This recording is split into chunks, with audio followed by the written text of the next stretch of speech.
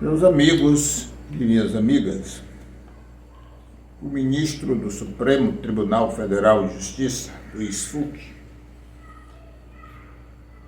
passou o dia inteiro pelejando para dar um voto. Eu tenho feito muitos elogios ao Supremo Tribunal Federal de Justiça. Ele está sendo o garantidor da democracia, das liberdades coletivas e individuais, e tem combatido com muita coragem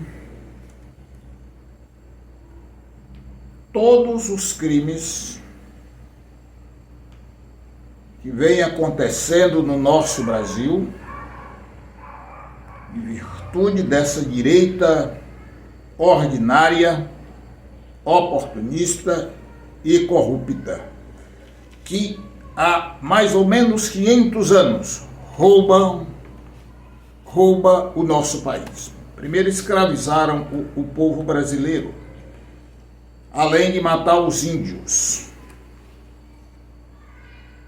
Depois do período de escravidão, que foi suprimido por causa de muitíssimas lutas do povo brasileiro e de alguns intelectuais importantes, eu destaco nesta batalha Castro Alves e Joaquim Nabuco, entre outros, porque foram muitos homens importantes, sem deixar de lado a luta heróica dos próprios negros, como, por exemplo, no estado do Ceará, o Dragão do Mar e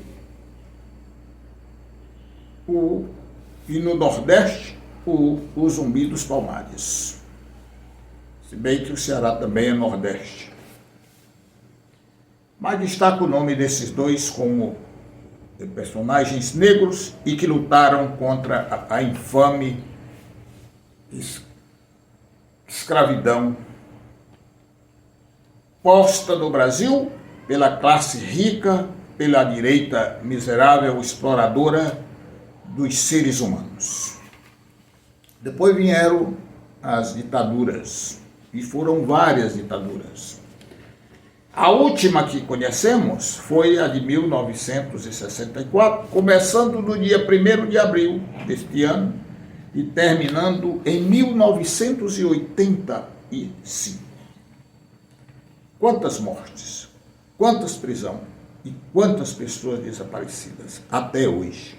Isso foi a ditadura militar, que é um regime abominável por todos os povos, exceto os vermes desprovidos de humanidade. Agora, nós escapamos por um triz. Se eu acreditasse em misticismo, eu diria que fora um milagre. Mas a armação foi grande para dar um golpe de Estado. Se tivesse dado um golpe de Estado, muitas pessoas estariam presas hoje, outras desaparecidas e outras sendo perseguidas. E nós conseguimos, com muito trabalho, com muita peleja, com muita batalha, cada um fazendo a sua parte, evitar esse golpe. E quando eu digo nós, eu digo grande parte da sociedade brasileira que lutou, e digo também o Supremo Tribunal Federal de Justiça, muitos intelectuais e muitas pessoas comuns. Superamos. Os criminosos estão sendo julgados hoje. O processo veio sendo desenvolvido e agora chegou a hora do julgamento. O primeiro voto foi do relator, ministro Alexandre de Moraes, um homem a quem o Brasil deve muito, a partir da sua ação em defesa da democracia, da liberdade e dos direitos humanos fundamentais. O segundo voto foi do ministro Flávio Dino. E o terceiro voto acho que ainda está acontecendo a essa hora da tarde, início de noite. O voto do ministro Luiz Fux, que é o de hoje, está sendo mais longo do que o voto do relator do processo. Todos sabem o que significa ser relator de uma ação. Pois o voto do Luiz Fux, ministro do Supremo Tribunal Federal de Justiça, está sendo muito mais longo, talvez o dobro do voto do ministro relator Alexandre de Moraes. O ministro Luiz Fux, e vocês sabem que eu não gosto muito de brincadeira, acho que a comunicação tem que ser séria, e eu não vou fazer brincadeira. Mas vou fazer uma coisa que nem cabia nessa minha fala. Não é brincadeira, mas eu vou fazer assim mesmo. Várias pessoas se assemelham a alguns animais. Vocês sabem por aí os apelidos: jacaré, corujão e assim por diante. Ele se parece com um peru. Peru é um animal, uma ave, que faz roda, canta fazendo roda. Pois é, o ministro Luiz Fux passou o dia hoje fazendo roda em torno do nada, para não votar, ou para justificar um voto imoral, negando muitas coisas nesse processo, e que nós sabemos que ele está, infelizmente, claudicando. Talvez para agradar os Estados Unidos, ter direito a um cartão de crédito, ou não ter nenhum problema com o escritório de advocacia que o filho dele é coordenador.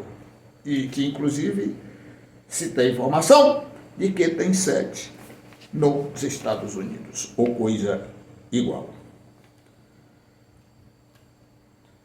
Poderia até votar contrário, sem fazer tanta roda e sem ser tão subserviente aos Estados Unidos. Porque me parece que toda essa roda que ele está fazendo em torno desse processo é para agradar alguém.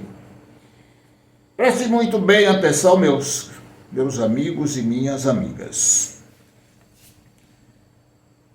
Primeiro, vocês se lembram que ele disse, o ministro Luiz Fux, ele fez uma justificativa da importância do cuidado com o voto. E falou muito sobre isso. E lá ele disse que o Supremo Tribunal Federal de Justiça não era a instância competente para julgar o crime, porque o Bolsonaro não é mais presidente da República. Vamos até dizer que ele esteja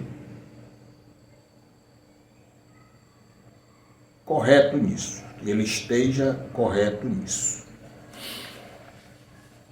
Não é o foro competente. Mas no direito se diz, e os advogados gostam de dizer,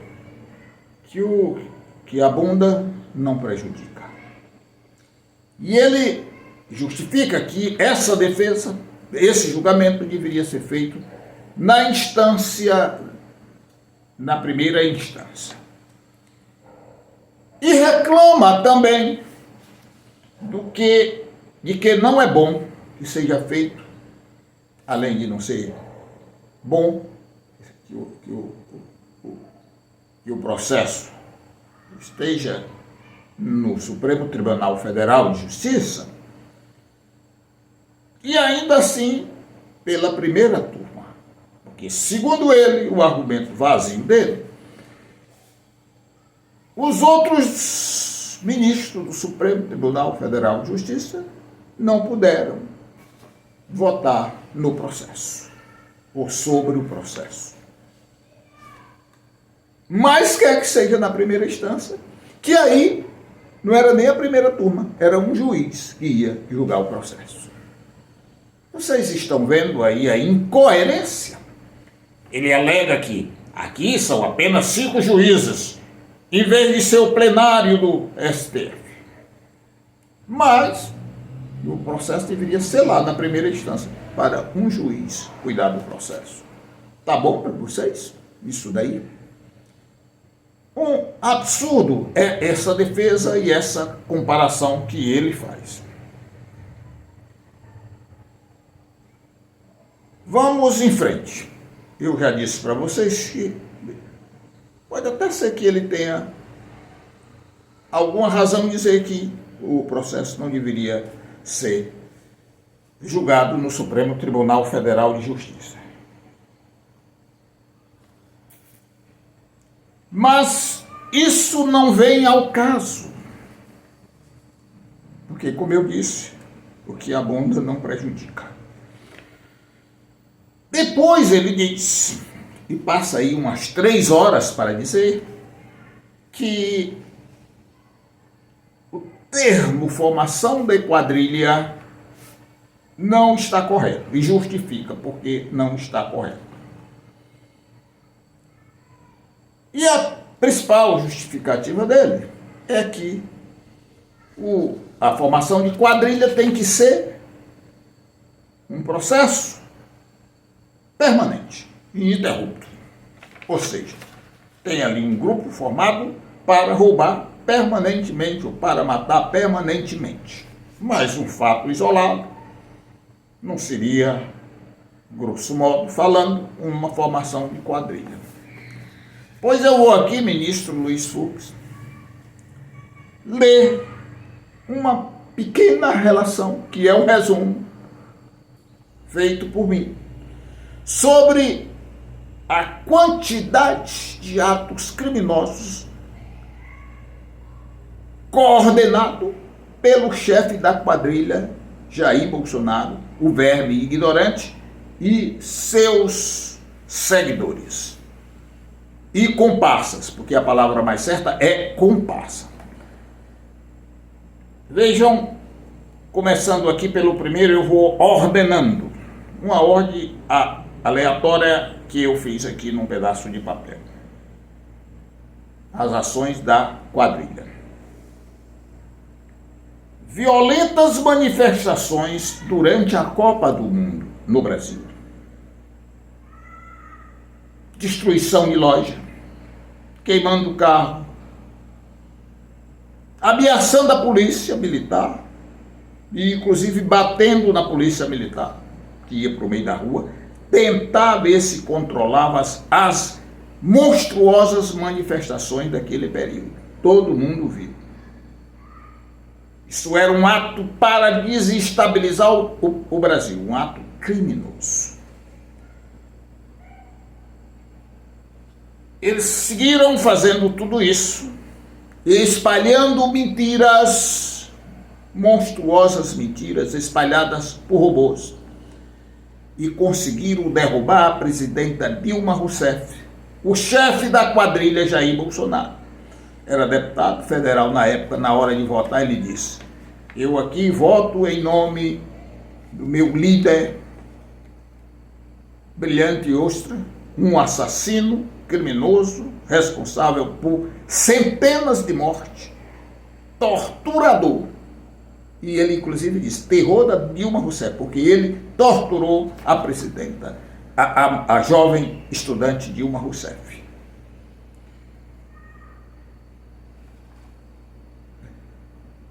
Aí, nesse ato de golpe de Estado mentiroso, porque não tinham nenhuma prova e nenhum fundamento, eles destituíram uma presidenta da República legitimamente eleita e que, inclusive, defendia os direitos das pessoas. Como, por exemplo, as UPAs são obras da Dilma Rousseff. Os direitos das mulheres que trabalham como domésticas, empregadas domésticas. E foi isso que levou as dondocas ricas a irem para a rua, porque não queriam e nem querem pagar o salário mínimo, 8 horas de trabalho por dia e assinatura da carteira. Por isso elas foram para a rua contra a presidenta Dilma Rousseff. Terceiro, Dallagnol, procurador da República. Esse indivíduo foi responsável por armar um processo viciado, ordinário, mentiroso e covarde, tanto que foi cassado na sua condição de procurador da República.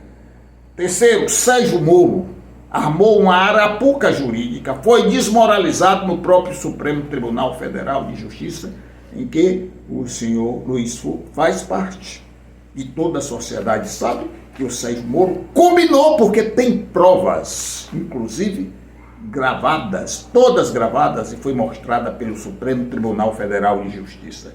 Sérgio Moro também perdeu o cargo de juiz em virtude da sua conduta criminosa e imoral que maculou o poder judiciário brasileiro, apesar de nesse poder não existir nenhum bandido igual ao Sérgio Moro. Pode ter até alguns corruptos, mas bandido como o Sérgio Moro não existe. Quinto, carro-bomba perto do Supremo Tribunal Federal de Justiça. Por sorte, a polícia conseguiu identificar e, antes de explodir, a bomba foi desarmada. Sexto, chuva de fogos de artifício numa grande manifestação organizada há muito tempo pelos seguidores e parte integrante da quadrilha que tem como coordenador Bolsonaro, chefe o Bolsonaro. E foi também um dia muito terrível para o Brasil, porque era um monte de bombas explodindo em cima do Supremo Tribunal Federal de Justiça.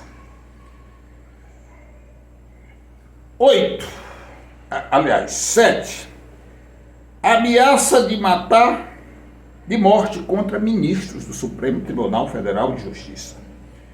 8. Ameaça de morte contra o presidente Lula, o vice-presidente Geraldo Alckmin e o próprio ministro do Supremo Tribunal de Justiça, Alexandre de Moraes. 9. Roubo de joias pelo Bolsonaro. Uma tiara valia aproximadamente 15 milhões de reais.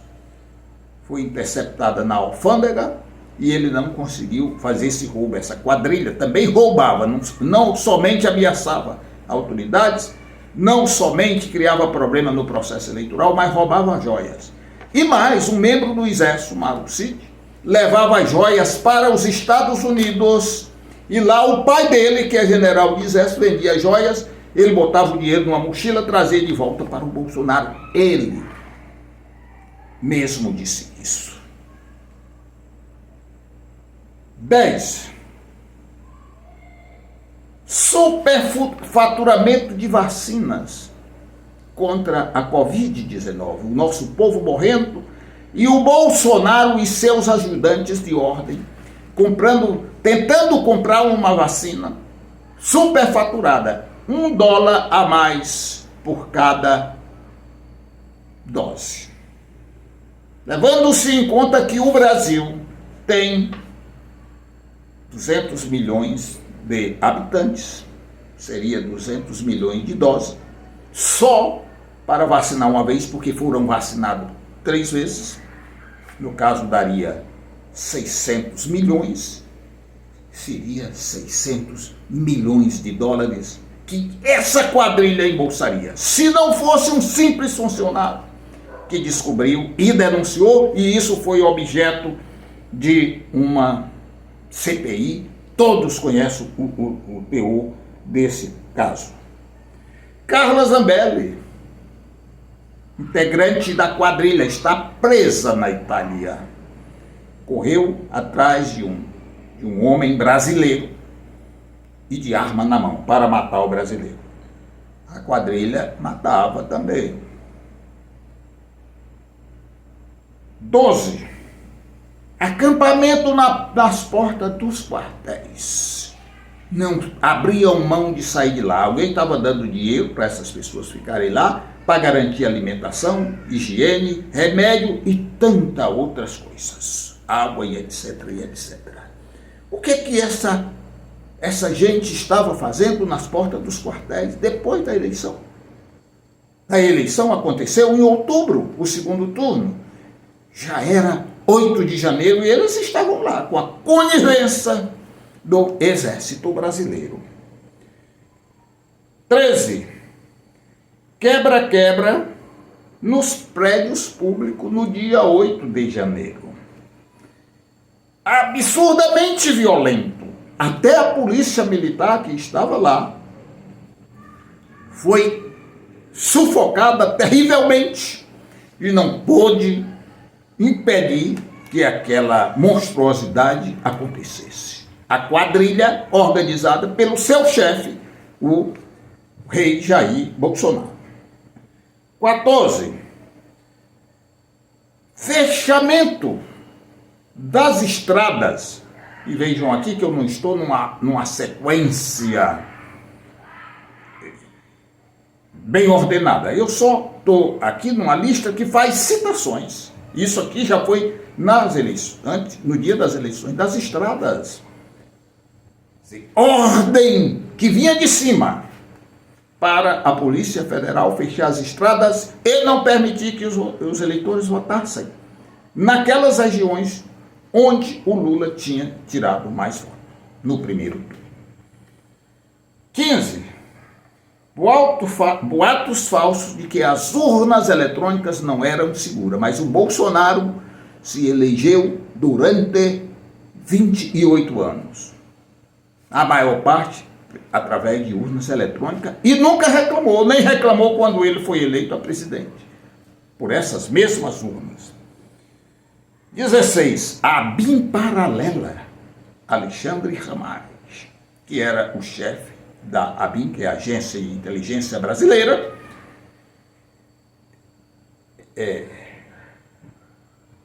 fazendo espionagem de brasileiros, quem eles queriam que fossem espionados. Isso é um crime monstruoso, inaceitável e combatido em todos os países por todas as leis que tratam do assunto em todos os países. Então, ministro Luiz Fux, eu trouxe aqui para o senhor 16 itens que o senhor passaria um ano votando e o senhor não teria como desmentir isso. O que é isso? É quadrilha ou não é?